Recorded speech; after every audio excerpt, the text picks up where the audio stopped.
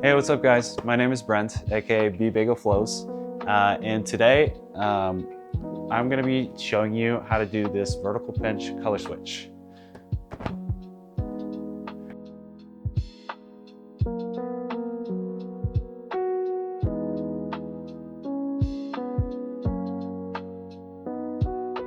This is also a stall. After you do the color switch, you can hold it up here over your shoulder as long as you want, and when you're ready you can swing it back down into a vertical pinch. So prerequisites for this move is the vertical pinch spinning outwards with your dominant hand or inwards with your non-dominant hand.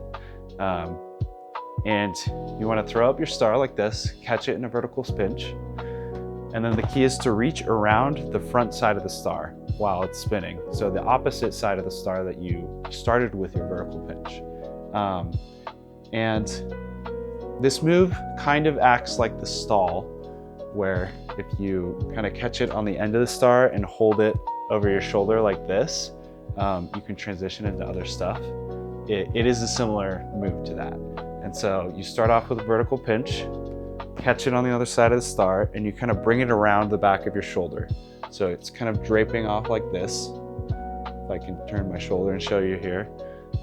Your hand is kind of loaded up here, and as soon as you're ready, you can take it down and swing and start drawing another circle for your next vertical pinch. You can do this move over and over into the same vertical pinch, and it's a cool color switch to throw into your flow state to switch it up a little bit.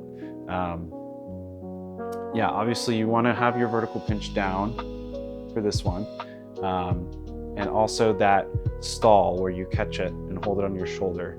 Those are the two tricks you want to be confident with going into this one. Let me know if you guys have any other suggestions for tutorials down below, or if you have any questions about this one. I know it's kind of tricky. So please like, comment, and subscribe.